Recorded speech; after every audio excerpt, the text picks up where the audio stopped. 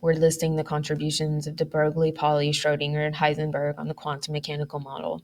Heisenberg's is actually on learning objective 12. So if you can go back one learning objective, we actually talked about it in class. So that's learning objective 12. The modern model of the atom is known as the quantum mechanical model.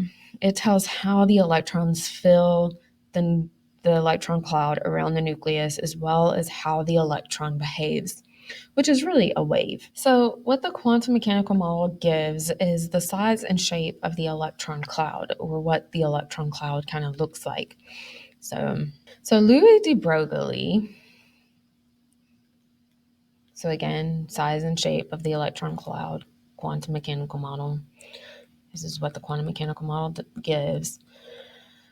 So you should know all these. These are all in the timeline project, so you should know all of these. But first off, Louis de Broglie is the first person to derive the wave equation that defined all of matter as a wave.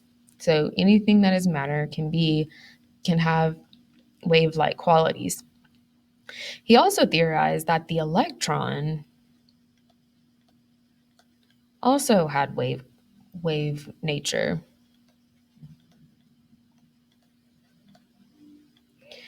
Again, this is a dual nature for the electron, which the electron can act as both a wave or a particle. So Louis de Broglie is the first person that derived all of matter as a wave. He theorized that the electron can also have a wave nature, which again is a dual nature. So the electron can be both a wave or a particle, depending on how we look at it. So Erwin Schrodinger furthered de Broglie's wave equation to explain the wave nature of the electron. So he derived and solved the wave equation for the electron.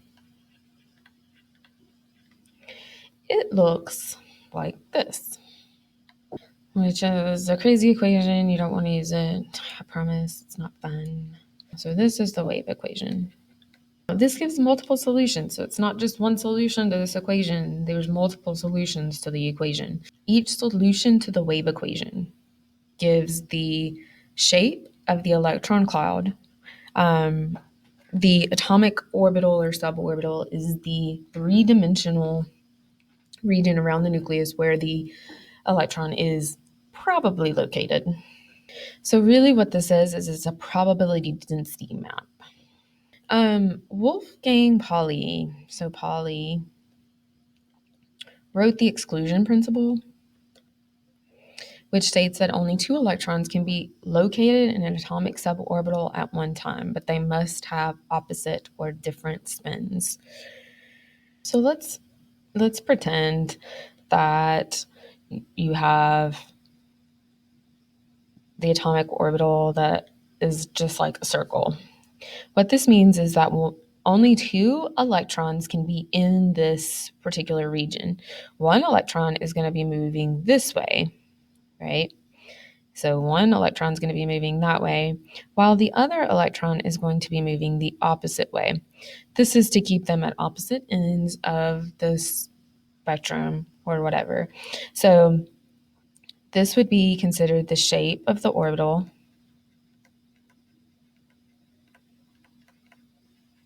So this would equal to, like, how we would look at it, how we would draw it is, here's my orbital.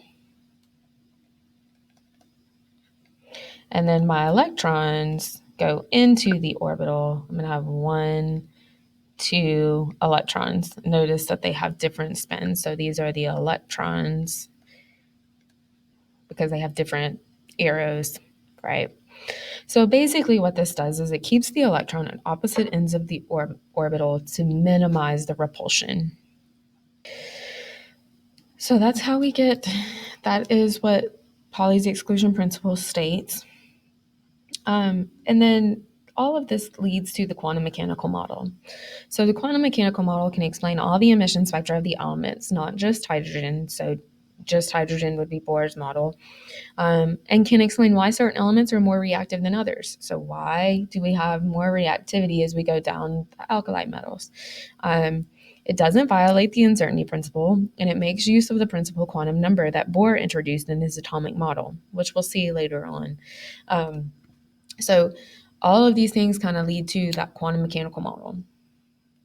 So all of that is learning objective 13, which is to list the contributions of de Broglie, Pauli, Schrodinger, and Heisenberg on the quantum mechanical model of the atom.